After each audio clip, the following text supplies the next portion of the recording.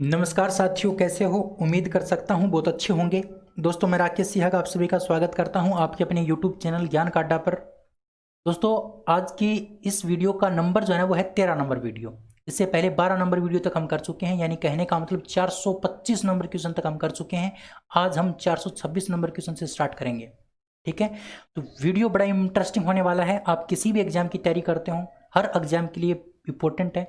बस मैं आपसे इतना चाहूंगा प्यारे साथियों कि आप अच्छे से तैयारी करो। हर प्रकार के एग्जाम की तैयारी यहाँ पर आपको करवाई जाती है। ये जो साइंस है ये प्यारे साथियों सभी एग्जाम में आज के लिए इंपॉर्टेंट है। तो आप इस क्लास को बहुत बेहतर तरीके से देख सकते हैं। हर एग्जाम के पॉइंट ऑफ व्यू से इंपॉर्टेंट है। बस आप अंत तक बने रहिए। अगर मेरे द्वारा किया गया प्रयास अगर आपको पसंद आ रहा है, आप वीडियो को लाइक जरूर कर देंगे, शेयर जरूर कर देंगे एक बार, जिससे मेरा मनोबल बढ़ा रहे और आपके लिए बहुत बेहतर तरीके से मैं काम कर पाऊँ। चलिए प्यारे साथियों, क्लास को स्टार्ट करते हैं और बात करते हैं आज की इस क्लास के बारे में। बस आप साथ बने रहिए अंत तक, आपको बहुत अच्छा कंटेंट मिलने वाला है। ठीक है, चलिए शुरू करते हैं। जैसा कि आपको यहाँ पर दिखाई दे रहा है प्यारे साथियों, मैं आपको तीसरा टॉपिक करवा रहा हूँ, पोषण का टॉपिक करवा रहा हूँ। ये टॉपिक मैं आपको करवा चुका हूँ। ये 374 नंबर क्वेश्चन से स्टार्ट हुआ है। अब ये कहाँ तक जाके रुकेगा मुझे नहीं पता, लेकिन 500 क्वेश्चन से पहले रुक जाएगा, इतना पता है, क्योंकि 500 क्वेश्चन मैं आपको करवाने वाला हूँ। तो शुरू करते हैं क्लास को 426 नंबर क्वेश्चन से, क्योंकि 425 तक मैं आपको करवा चुका हूँ पिछली क्लास तक। तो अब हम शुरू करते हैं 426 नंबर क्वेश्चन से। देखिए, ये रहा 426 नंबर क्वेश्चन, और इसको मैं थोड़ा जूम कर लेता हूँ साथियों। ये रहा 426 नंबर क्वेश्चन, सभी को दिखाई दे रहा होगा। चलिए आज की क्लास का आगाज करते हैं। आज के क्लास को बहुत बेहतर तरीके से हम प्रेजेंट करने वाले हैं, बहुत अच्छे तरीके से कुछ सीखने वाले हैं। तो पहला क्वेश्चन इसी श्रेणी में आपके सामने है कि आंवला, नींबू, संतरा, मिर्च, आम किस विटामिन के मुख्य स्रोत हैं? तो प्यारे साथियों, जो चीज़ खट्टी होती है, जो चीज़ खट्टी होती है उसको हम क्या बोलते हैं? उसको हम ये बोलते हैं कि उसके अंदर विटामिन सी है। तो भाई इस सभी वस्तुओं में, सभी खाद्य पदार्थों में क्या होगा? आपका विटामिन सी होगा। सबसे ज्यादा विटामिन सी जो होता है ना, वो एक नंबर तो होता है बारबाडोज लीची में, बारबाडोज लीची में। लेकिन प्यारे साथियों, ये कहीं भी कभी भी प्रश्न पूछा नहीं गया है। इसके बाद 2 नंबर पर आपका आता है आंवला। आपको ऑप्शन में आंवला ही देते हैं, ध्यान रखना, सबसे अधिक आपका आंवला में। अच्छा, आपको ये पूछ ले कि विटामिन सी का दैनिक स्रोत क्या होता है, तो मैं आपको बता दूं, विटामिन सी का जो दैनिक स्रोत है प्यारे साथियों, वह है हरी मिर्च, है ना, हरी मिर्च। तो दैनिक स्रोत आपका हरी मिर्च है। बड़ा इंपॉर्टेंट क्वेश्चन मैंने आपको बता दिया। ठीक है, और सबसे पहले खोजा गया विटामिन भी कौन सा है? विटामिन सी है। सबसे पहले खोजा गया विटामिन। विटामिन के की बात मैंने आपको बता दी, इसकी कमी से आपका रिकेट्स रोग होता है प्यारे साथियों। सॉरी, रिकेट्स नहीं होता, रिकेट्स विटामिन डी की कमी से होता है। इस विटामिन के को कैल्सीफेरोल बोलते हैं, कैल्सीफेरोल, कैल्सीफेरोल, है ना। ये बात आपको थोड़ी सी ध्यान रखनी है। विटामिन ए को रेटिनॉल कहा जाता है। विटामिन ए की कमी से आपका रतौंधी रोग होता है। विटामिन बी के कई कॉम्प्लेक्स होते हैं, विटामिन B1, B2, ये कभी मैं आपको थ्योरी क्लास करवाऊंगा तब पढ़ाऊंगा। लेकिन यहाँ पर इंपॉर्टेंट बात विटामिन सी की थी जो मैंने आपको बता दी। उसके बाद है कि विटामिन कैसा यौगिक है? विटामिन कैसा यौगिक है? भाई विटामिन कार्बनिक है, अकार्बनिक है, दोनों है, या फिर कोई नहीं? तो मैं आपको बता दूं प्यारे साथियों, जो विटामिन होता है वो एक कार्बनिक पदार्थ होता है। क्या होता है? कार्बनिक पदार्थ होता है। ऑप्शन नंबर ए ही आपका बिल्कुल करेक्ट होगा। तो ज़्यादा आप भावनाओं में बह करके ऑप्शन नंबर सी को मत कर देना, गलत हो जाएगा। ऑप्शन नंबर ए ही आपका बिल्कुल क्या होगा? करेक्ट होगा मेरे प्यारे साथियों, कार्बनिक यौगिक। अगला क्वेश्चन, विटामिन का मुख्य कार्य क्या है? विटामिन का मुख्य कार्य क्या है? ध्यान रखना, विटामिन हमारे शरीर का उपापचय और नियंत्रण करता है। उपापचय और नियंत्रण करने का काम कौन करता है? विटामिन करता है, हमारे शरीर का नियंत्रण करता है। अब आपसे क्वेश्चन पूछ ले कि निम्न में से ऊर्जा किससे प्राप्त नहीं होती? निम्न में से ऊर्जा किससे प्राप्त नहीं होती? किससे प्राप्त नहीं होती? तो उसमें आपको ऑप्शन में दे देगा प्रोटीन, दूसरा ऑप्शन में दे देगा कार्बोहाइड्रेट, तीसरा ऑप्शन आपको दे देगा विटामिन, चौथा दे देगा कोई नहीं। तो प्यारे साथियों, मैं आपको बता दूं, विटामिन हमें ऊर्जा देने का काम नहीं करते हैं, ऊर्जा नहीं देते हैं। ठीक है, तो विटामिन हमें क्या करते हैं? हमारे शरीर का नियंत्रण रखने का काम करते हैं, उपापचय क्रियाओं का नियंत्रण रखते हैं, भूख प्यास नींद, इनका उपापचय रखने का काम कौन करते हैं? ये विटामिन करते हैं। ठीक है, चलिए अगला क्वेश्चन है कि किस विटामिन को प्रतिसंक्रमण विटामिन कहा जाता है? किस विटामिन को प्रति संक्रमण विटामिन कहा जाता है, यानी जो संक्रमण को रोकने का काम करता है? तो उस विटामिन का नाम है प्यारे साथियों विटामिन ए। विटामिन ए को प्रति संक्रमण विटामिन कहा जाता है और विटामिन ए सर्वाधिक पाया जाता है गाजर के अंदर। गाजर में सर्वाधिक आपका विटामिन ए होता है प्यारे साथियों, और इसको प्रति संक्रमण विटामिन के नाम से भी जाना जाता है, एंटी इन्फेक्शन प्रोटीन। ठीक है, और इस विटामिन ए को हम रेटिनॉल के नाम से भी जानते हैं, इसका रासायनिक नाम रेटिनॉल है, और इसकी कमी से रोग होता है रतौंधी रोग। रतौंधी रोग जो रात में दिखाई न देना। विटामिन बी के बारे में मैंने आपको बताया, विटामिन बी के कई कॉम्प्लेक्स हैं, विटामिन B1, B2, B3, ये बताऊंगा मैं कभी पूरी डिटेल से आपको जब थ्योरी क्लास करवाऊंगा। अच्छा, विटामिन डी को हम कैल्सीफेरोल बोलते हैं, सॉरी कैल्सीफेरोल इसको बोलते हैं, ठीक है ना। कैल्सीफेरोल आपको मैंने बता दिया शायद के, लेकिन के को नहीं बोलते, इसको कैल्सीफेरोल बोलते हैं विटामिन डी को। और विटामिन डी की कमी से रिकेट्स नाम का रोग होता है। कौन सा रोग होता है? विटामिन डी की कमी से रिकेट्स नाम का रोग। और प्यारे साथियों आपको ध्यान रखना है, विटामिन डी हमें कहाँ से प्राप्त होता है? तो सूर्य के प्रकाश से प्राप्त होता है। और विटामिन सी के बारे में मैंने अभी अभी आपको बताया था, सबसे पहले खोजा गया विटामिन। सक्रिय नाम का रोग होता है, इसको हम विटामिन सी का दैनिक स्रोत बताया था, सबसे अधिक आंवला में होता है, बार बार रोज लीची में होता है। तो ये सारी बात मैं आपको पीछे बता के आया हूँ, तो बार बार रिपीट नहीं करूँगा, ज़्यादा टाइम वेस्ट होता है। ठीक है, अगला क्वेश्चन है कि किस विटामिन का निर्माण लीवर यानी यकृत में होता है? किस विटामिन का निर्माण लीवर में होता है वो आपको बताना है। तो उस विटामिन का नाम है प्यारे साथियों विटामिन ए। विटामिन ए का निर्माण आपका लीवर में होता है। और अभी अभी मैंने आपको बताया विटामिन ए के बारे में, इसको रेटिनॉल कहते हैं, इसको प्रति संक्रमण विटामिन भी बोलते हैं। इसकी कमी से रतौंधी नाम का रोग होता है। ठीक है, और गाजर में सर्वाधिक पाया जाता है। डी के बारे में मैंने आपको बताया, रिकेट्स नाम का रोग होता है बच्चों में। बड़े व्यक्तियों में ओस्टियोमेलेशिया नाम का रोग होता है। विटामिन डी को कैल्सीफेरोल बोलते हैं, सूर्य के प्रकाश से हमें प्राप्त होता है। ठीक है, सूर्य के प्रकाश से हमें ये प्राप्त होता है। अच्छा, ये जो आपका विटामिन के है इसको कहा जाता है प्यारे साथियों नेफ्थोक्विनोन। नेफ्थोक्विनोन, ध्यान रखना, नेफ्थोक्विनोन। ठीक है, इसका रासायनिक नाम है। अच्छा, विटामिन ई जो है ना, इसको हम सौंदर्य का विटामिन भी बोलते हैं, सौंदर्य का विटामिन। क्यों? क्योंकि ये हमें सुंदर रखने का काम करता है। जिस व्यक्ति के मुंह के ऊपर झाइयाँ पड़ जाती हैं तो वो क्या करता है, विटामिन ई की टेबलेट वगैरह लेता है। विटामिन ई को प्रति नपुंसकता विटामिन भी कहा जाता है, यानी जो व्यक्ति सेक्स क्रिया में कमजोर हो जाता है, नपुंसक हो जाता है, तो उसको क्या करता है, एक्टिव करने का काम करता है विटामिन ई। इसलिए इसको प्रति नपुंसकता विटामिन के नाम से भी जाना जाता है।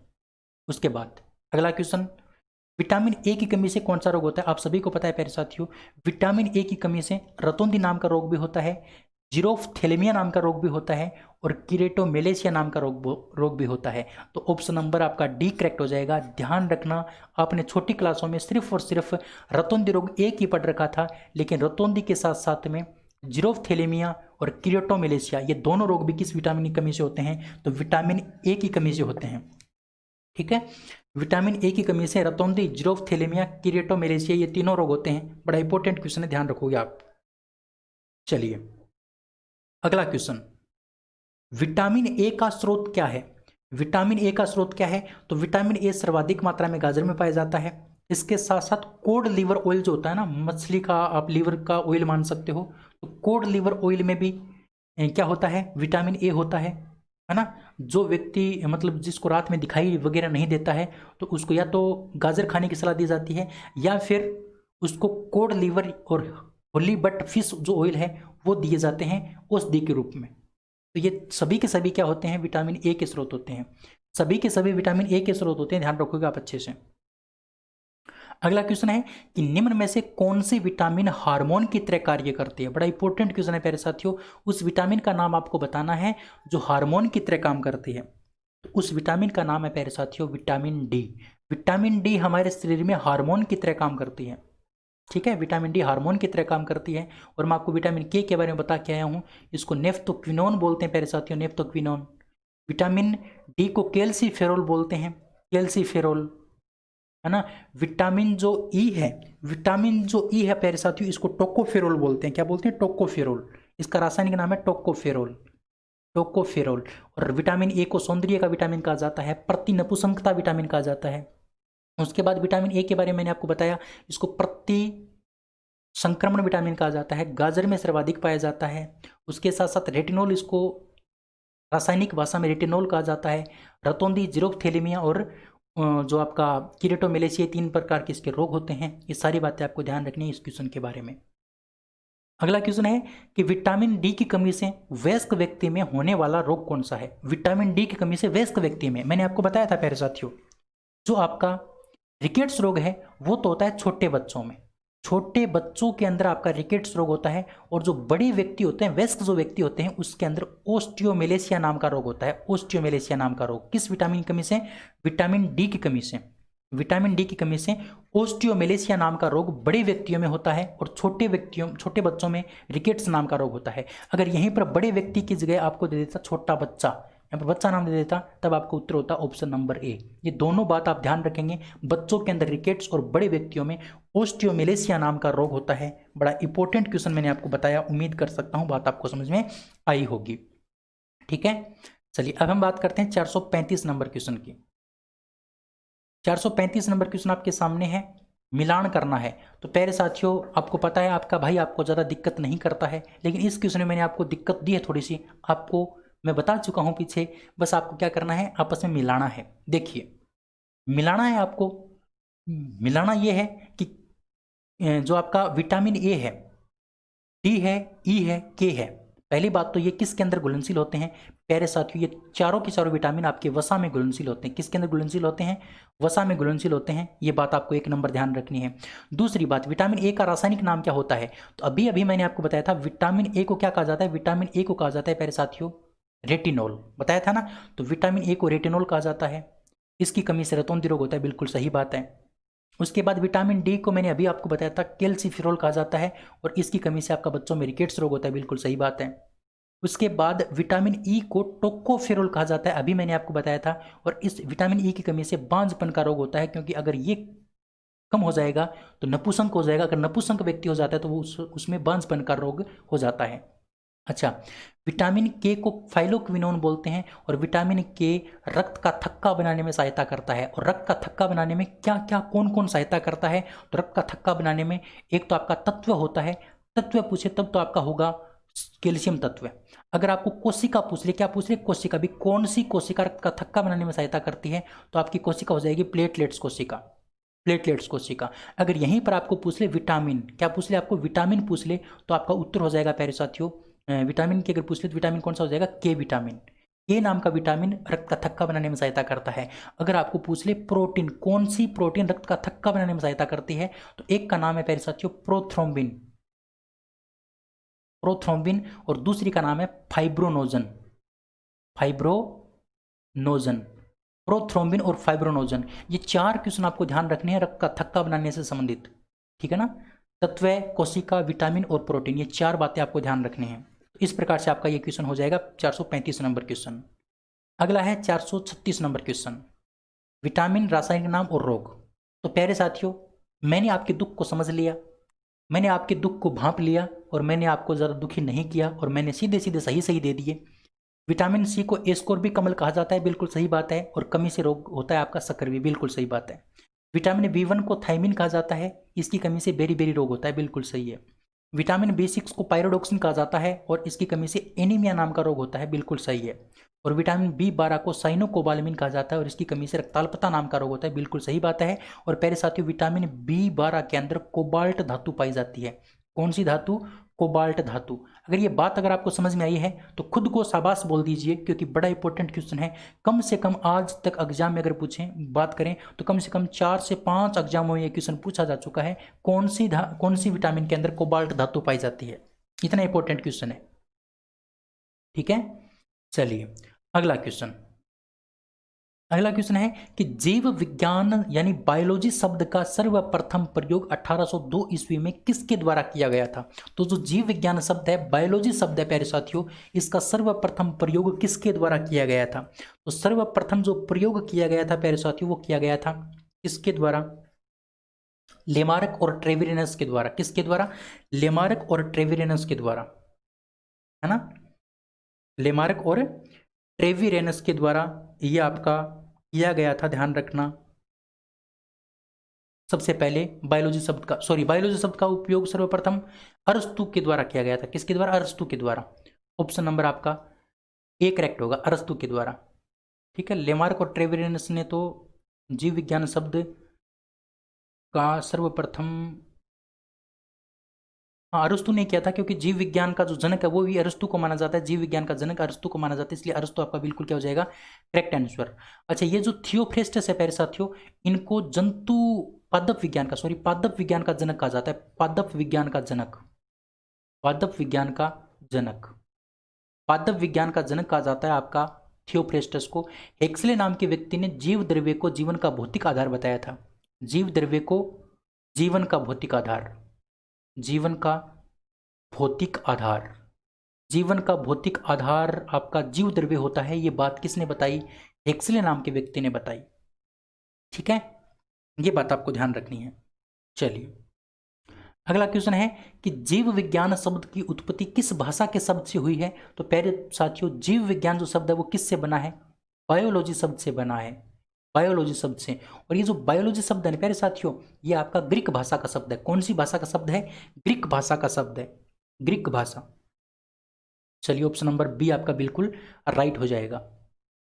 अगला क्वेश्चन, मिलान करना है आपको, और प्यारे साथियों मैंने मिलान पहले से सही करके दे रखे हैं, बस आपको क्या करना है, आपको याद रखना है इनको। जंतु विज्ञान का जनक आपका अरस्तु है प्यारे साथियों, जंतु विज्ञान का जनक अरस्तु है।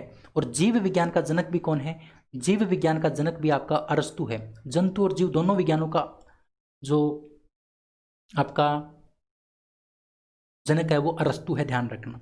वनस्पति या फिर पादप विज्ञान का जनक थियोफ्रेस्टस है, जो अभी मैंने आपको बताया था। और आधुनिक विज्ञान का जनक, आधुनिक जीव विज्ञान यानी वर्तमान की जो आधुनिक जीव विज्ञान है उसका जनक माना जाता है चार्ल्स डार्विन को। और भारतीय वनस्पति विज्ञान का जनक माना जाता है विलियम रोक्सबर्ग को, भारतीय वनस्पति विज्ञान का जनक विलियम रोक्सबर्ग। अब ये सारे क्वेश्चन आपको ध्यान रखने पड़ेंगे साथियों, ए से के ए से।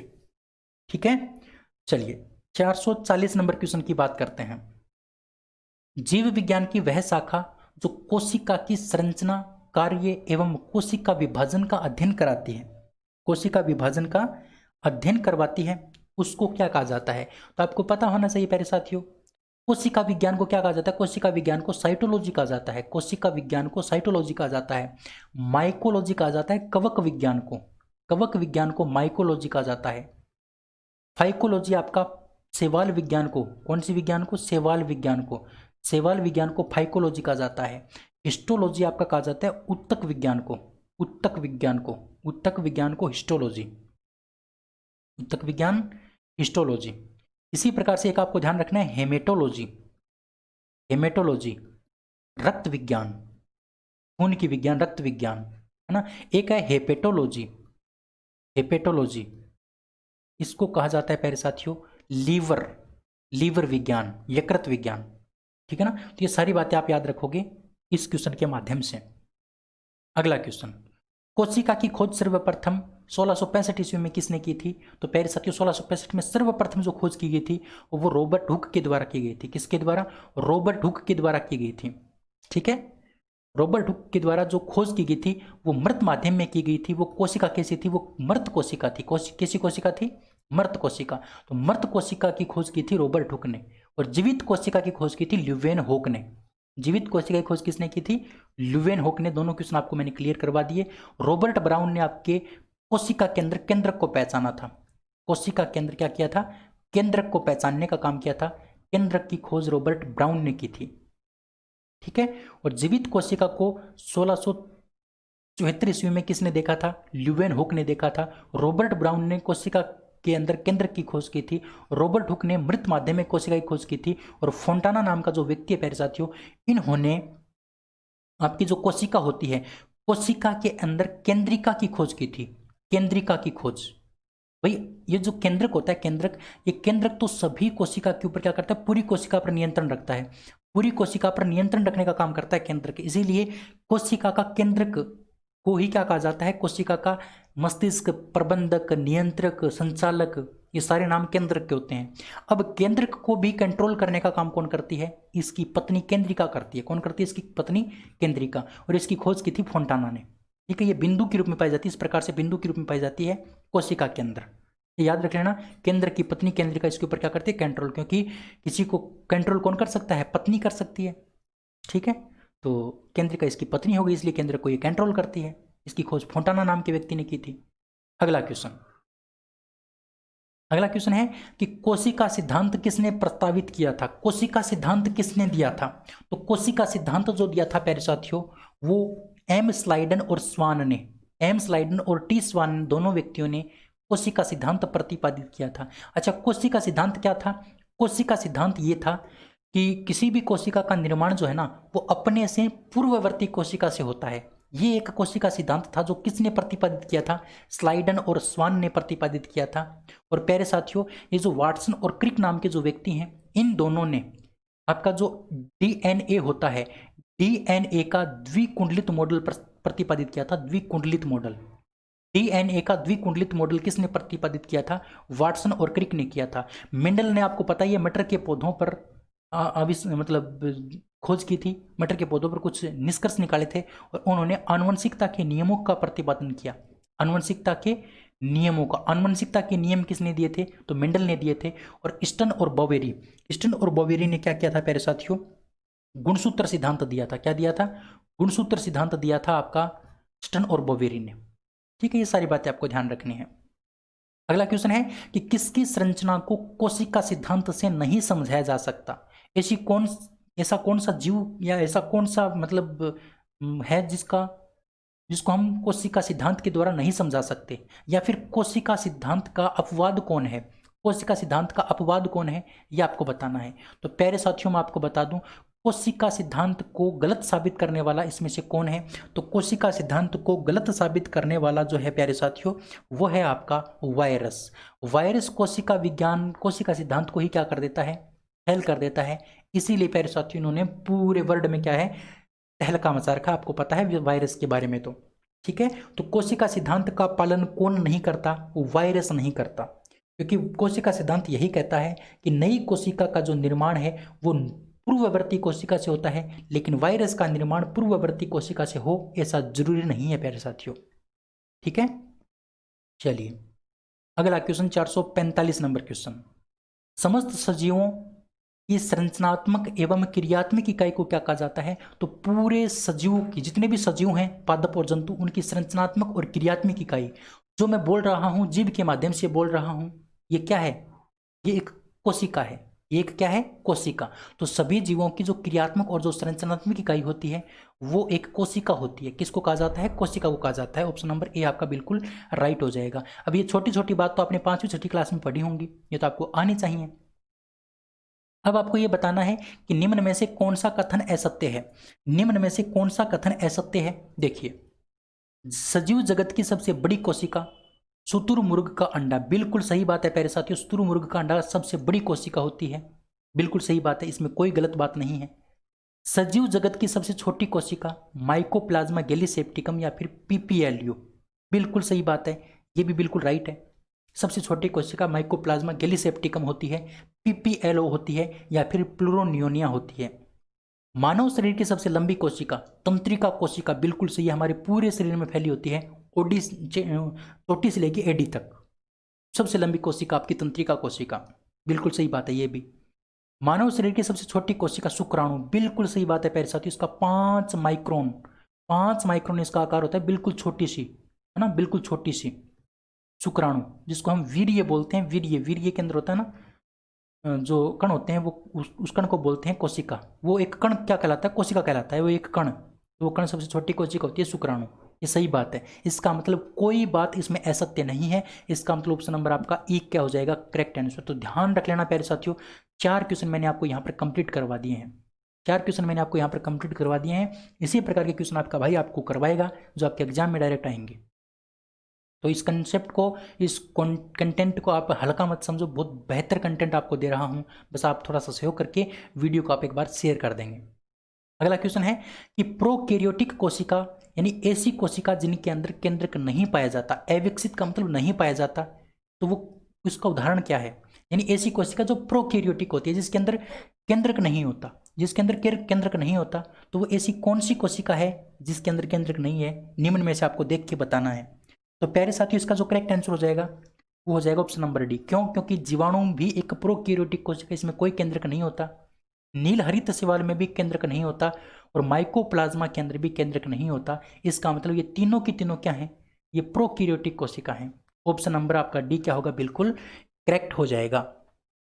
ठीक है, चलिए अगला क्वेश्चन है कि प्रोकैरियोटिक कोशिकाओं में कौन सा कोशिकांग नहीं पाया जाता। तो अभी मैंने आपको बताया था प्यारे साथियों, केंद्रक प्रोकैरियोटिक जो कोशिकाएं होती हैं उनके अंदर एक तो आपका केंद्रक नहीं होता है, ये आपको ध्यान रखना। क्या नहीं होता है, केंद्रक आपका नहीं होता है।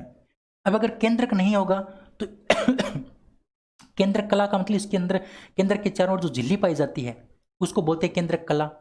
अब केंद्रक नहीं है तो ये कला भी नहीं पाई जाएगी। अब केंद्रक नहीं है तो इसकी पत्नी भी नहीं होगी, इसकी पत्नी भी नहीं होगी, यानी केंद्रिका भी नहीं होगी, तो ये भी नहीं होगा, ये भी नहीं होगा। माइटोकॉन्ड्रिया भी नहीं होता है प्रोकैरियोटिक कोशिकाओं में, ये बात आप याद रख लेना। इसका मतलब ऑप्शन नंबर आपका डी क्या हो जाएगा, करेक्ट। ये जो सभी हैं माइटोकॉन्ड्रिया, केंद्रक कला, केंद्रिका, ये तीनों ही नहीं पाए जाते हैं आपके प्रोकैरियोटिक कोशिकाओं में। रह जाएगा ध्यान, बिल्कुल बिल्कुल सिंपल सी बात मैंने आपको बता दी। चलिए अगला क्वेश्चन कि यूकैरियोटिक कोशिकाएं जिनके अंदर केंद्रक एवं द्विस्तरीय कोशिकांग पाए जाते हैं, यानी जिनके अंदर केंद्रक होता है उसको यूकैरियोटिक कोशिका बोलते हैं, तो वो किसके अंदर होती है। ये जो यूकैरियोटिक कोशिका होती है वो किसके अंदर पाई जाती है वो आपको बताना है। तो प्यारे साथियों मैं आपको बता दूं, यूकैरियोटिक जो कोशिका होती है वो आपकी पाई जाती है जीवाणुओं के अंदर। किसके अंदर, जीवाणुओं के अंदर आपकी यूकैरियोटिक कोशिका पाई जाती है।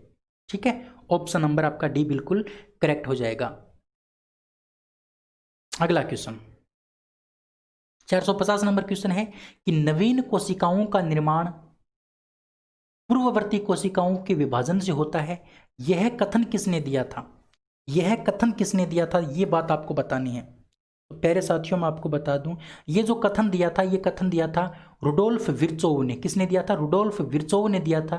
और इसी को ही नाम दे दिया गया कोशिका सिद्धांत, इसी को ही नाम दे दिया गया कोशिका सिद्धांत। और इस शब्द को, इस सेंटेंस को बहुत अच्छे तरीके से समझाने का काम किसने किया था, स्लाइडन और स्वान। स्लाइडन और स्वान दोनों ने किया था, इसीलिए कोशिका सिद्धांत किसने प्रतिपादित किया, स्वान और स्लाइडन ने किया। लेकिन ये बात किसने कही थी, ये बात रुडोल्फ विर्चोव ने कही थी। किसने कही थी, रुडोल्फ विर्चोव ने कही थी। ये बात आपको ध्यान रखनी है। ठीक है, अगला क्वेश्चन है कि इलेक्ट्रॉन सूक्ष्मदर्शी का आविष्कार किसने किया। इलेक्ट्रॉन सूक्ष्मदर्शी का आविष्कार किसने किया, तो इलेक्ट्रॉन सूक्ष्मदर्शी का आविष्कार किया था नोल और रस्का नाम के व्यक्तियों ने। क्योंकि रॉबर्ट ब्राउन ने तो केंद्रक का खोज किया था, केंद्र की खोज की थी, रॉबर्ट हुक ने कोशिका की खोज की थी, तो नोल और रस्का ने आपकी इलेक्ट्रॉन सूक्ष्मदर्शी खोजी थी। ठीक है, चलिए अगला क्वेश्चन है कि कौन सी रचना जंतु कोशिका को वनस्पति कोशिका से अलग करती है। यानी ऐसी कौन सा ऐसा मतलब उदाहरण है जो आपका जंतु कोशिका और वनस्पति कोशिका को अलग अलग करती है।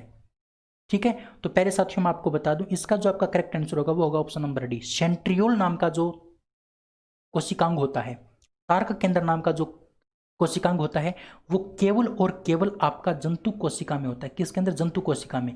ये आपका पादप कोशिका में नहीं होता है।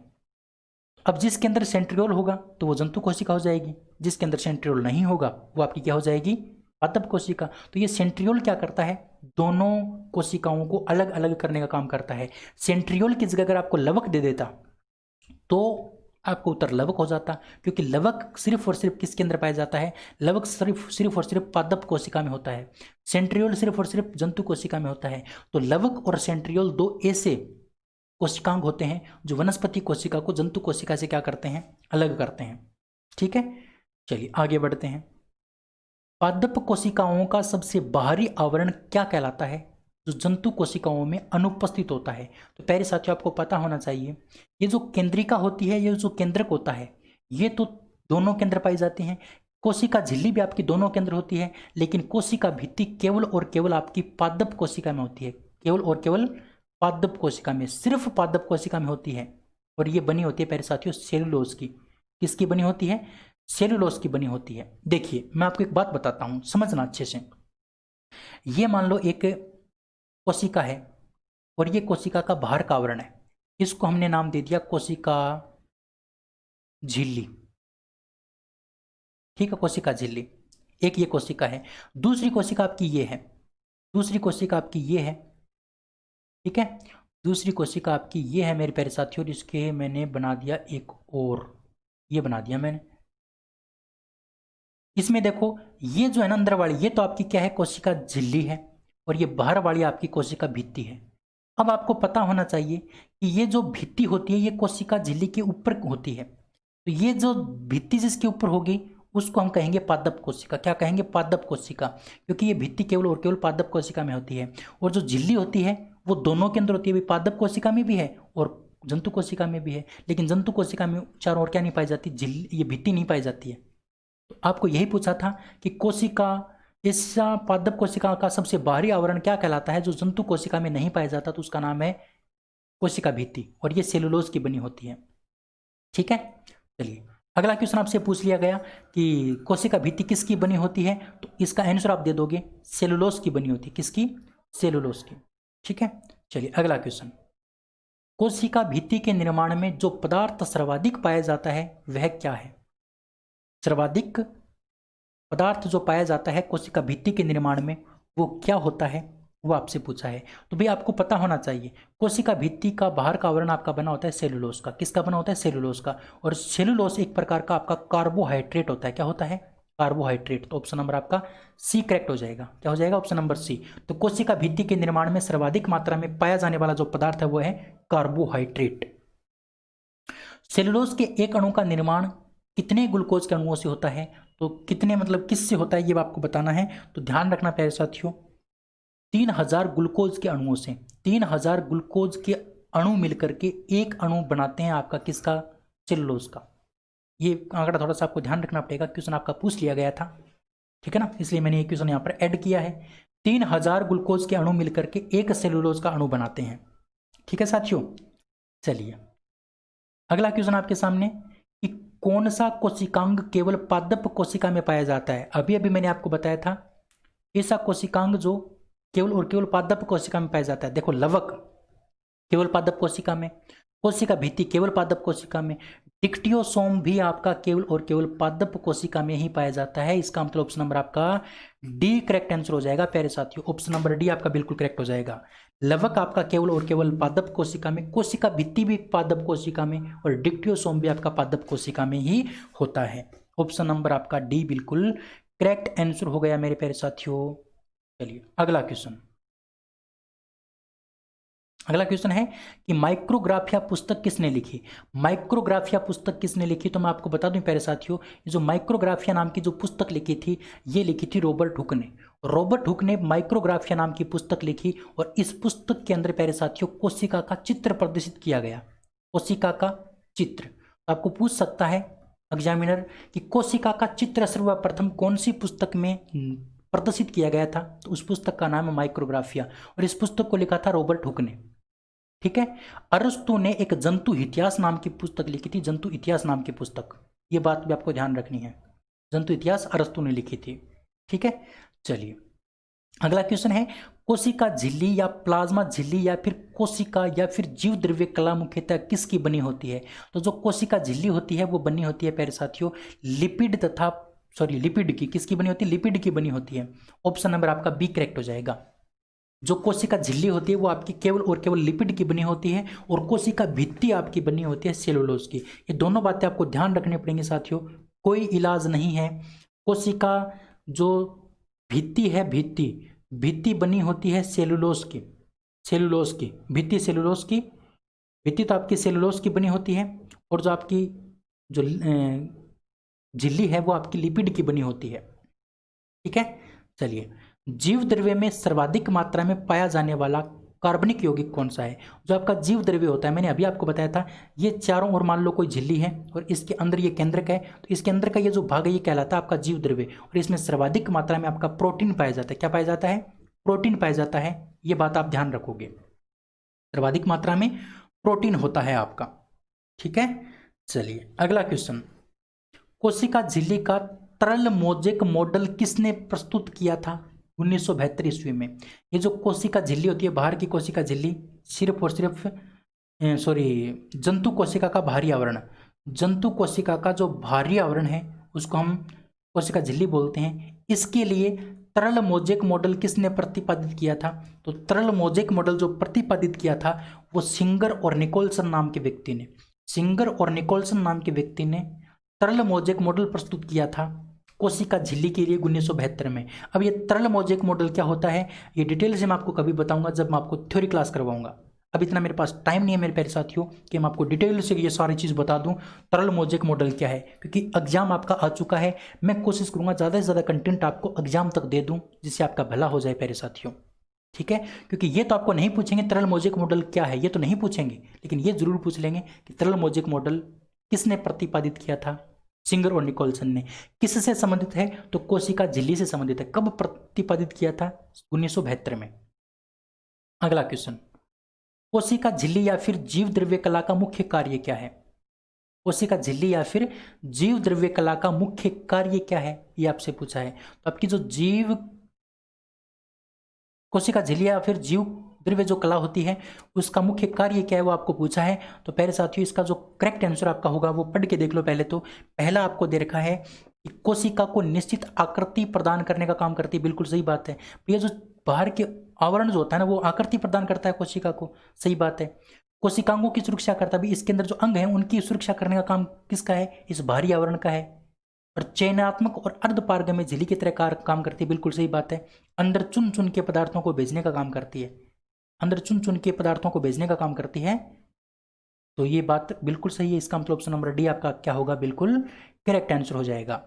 ठीक है साथियों, चलिए अगला क्वेश्चन, कोशिका झिल्ली द्वारा ठोस पदार्थों को अंदर ग्रहण करना और तरल पदार्थों को अंदर ग्रहण करना क्या कहलाता है। बड़ा इंपॉर्टेंट क्वेश्चन है प्यारे साथियों, बड़ा इंपॉर्टेंट क्वेश्चन है, ध्यान रखना। देखो ये मान लो हमारी कोशिका झिल्ली है, ठीक है, ये कोशिका झिल्ली है और इधर से कोई ठोस पदार्थ आया और वो ठोस पदार्थ यहां से ग्रहण कर गया, अंदर प्रवेश कर गया।